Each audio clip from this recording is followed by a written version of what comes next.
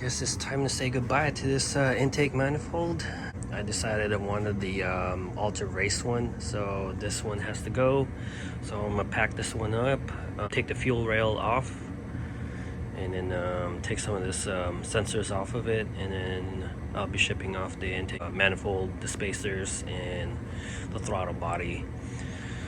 But yeah, hopefully in the next week or so I could probably get the Ultra Race, and then the weight. Just under 14 pounds. Photo where it's going to? Let me check. Okay, that's good. So what we have over here is the Ultra Skunk 2 Ultra Race manifold. It is ported already, and I went and have the Skunk fuel rail too as well, and I test fitted the stock fuel injectors, which they actually fit if you're gonna run stock. And we're just gonna do a quick rundown on what we're gonna be doing, and the heater is on.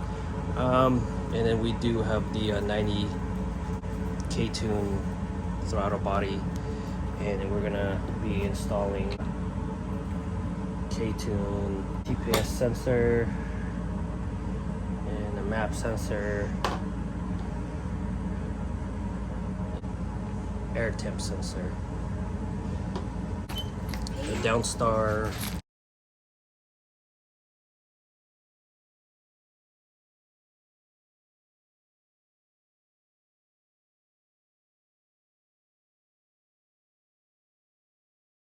a little problem that when I was starting to tighten all these bolts down, I realized that it was kind of binding in some places. I just figured it out that let's see, 2, 4, 6 of these bolts are actually shorter than 8. 8 bolts are a little longer than comparisons to this one.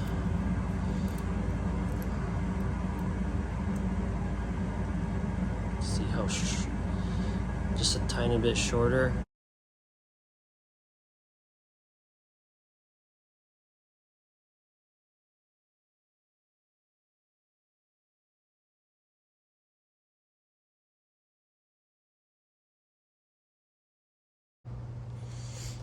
Alright, so here it is.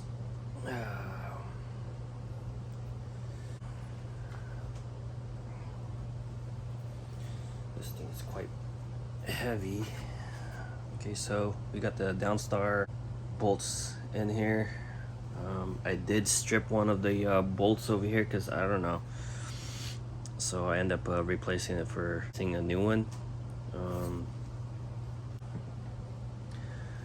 I mean, look at how big this 90mm throttle body looks. So clean now. Next up, I'm gonna be installing the Skunk fuel rail, and this is the stock K24 fuel injector. It fits in there just like so. But now I'm gonna be installing this ID 1300. This is the brand new injectors that they have, Injector Dynamics, and the XDS is a new version because you could actually crank up the fuel pressure and it flows almost as good as a 1700 or a little more, as opposed of like the just the regular X. But this is the my source of streetability, and like I said, I'm building a street car, not a full-time race car. I can't really get E85 around here because I live pretty much in the country, so pump gas is usually I'm gonna be going on, so this is probably the right choice for me, because 1700 is kind of like an overkill, and then it's mostly for E85.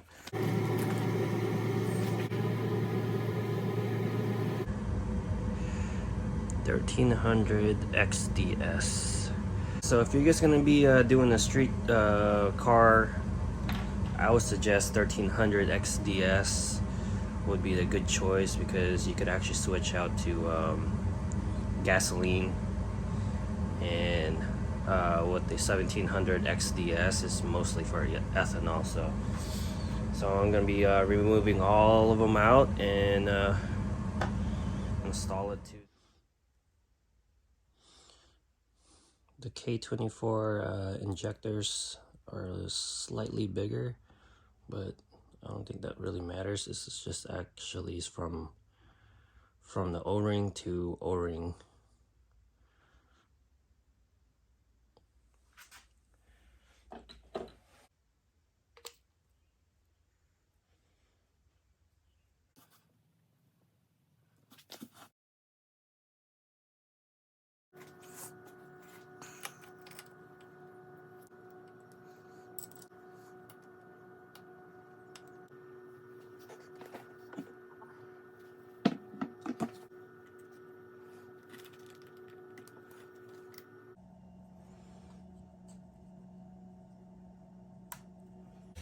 Alright, so we're gonna be chopping off the tensioner pulley.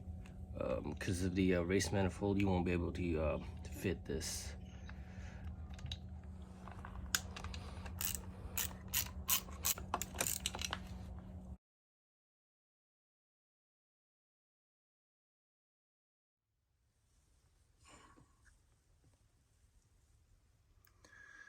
As you can see, still needs some a little bit more trimming.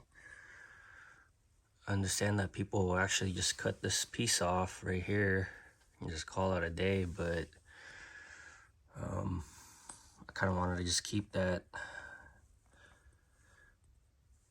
But yeah, so we're gonna go trim that thing off just a little bit more. So next up, we have the K-Tune side mount pulley. Note, this is the generic version of the side mount. Post mount, you can see it doesn't have the 24 sign. On their website, it says does not fit with this, which is a lie, and this is the proof, which I think this is a copy exactly the way how the K-Tune was. And then the main part of your issue too with the Hux motor mount is that when you install this, hold on, I'm gonna get, so you're gonna be installing just like this. The mount is gonna be behind this like a sandwich.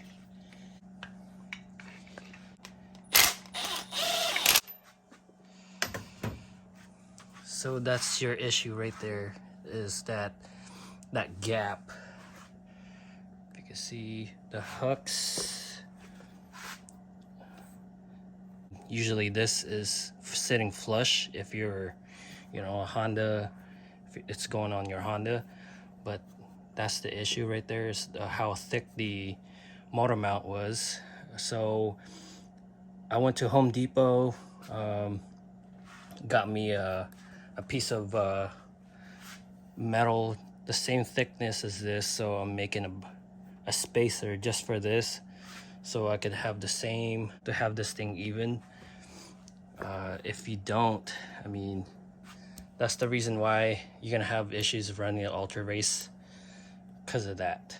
Hux makes motor mount for this, but at the moment I'm trying to save some cash, so I got myself a piece of plate. I'll bring it out. This is the same piece of plate that I got from Home Depot, same thickness. So I made a bracket or a spacer for it. I just cut a piece for it.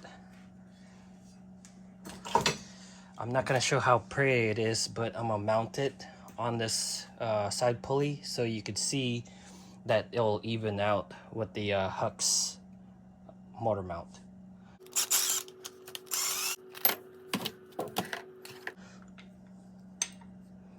Pre-install this.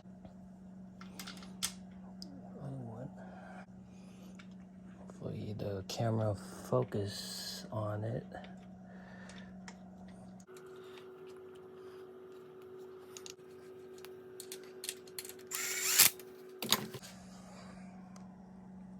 Same thickness as the hooks. I think this is good enough. I mean, I could trim it a little more, but I just solved my issue.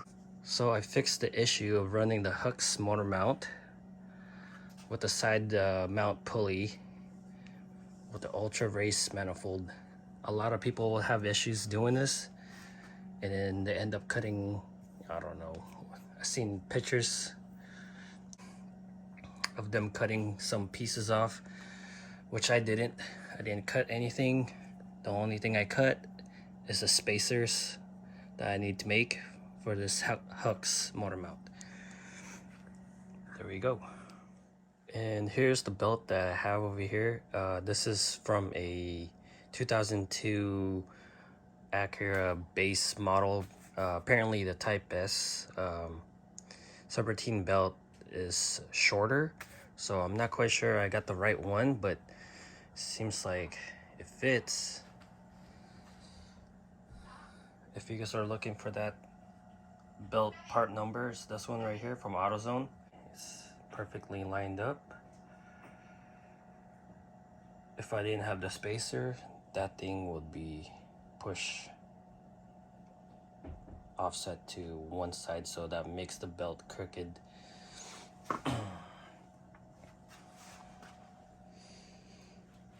I'm gonna remove this again, and in the later video I'm gonna be installing my dual valve springs, retainers, probably valve guides, but I'm probably gonna be saving that valve guides and then the valves for maybe the next build head. I'm gonna try to get all my fuel lines made already and try to get this build step by step, and hopefully I could get it done by this summer.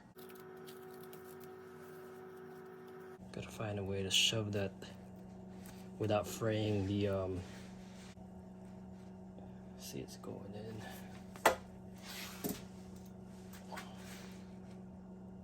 See, you gotta push down while you're kind of like squeezing this pipe in. Make sure you just don't puncture it. So you want that out. Take this piece.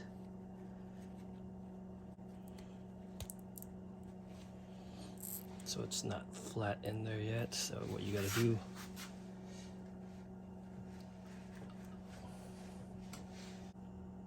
it's nice and flat. Take oil and it should just slip right in with a little bit of force. See, it's nice and flat now. And then the trick is to kind of just hand tighten it while squeezing it together, just like that. And then you'll find a kind of resisting now. So what you do, take a vice grip,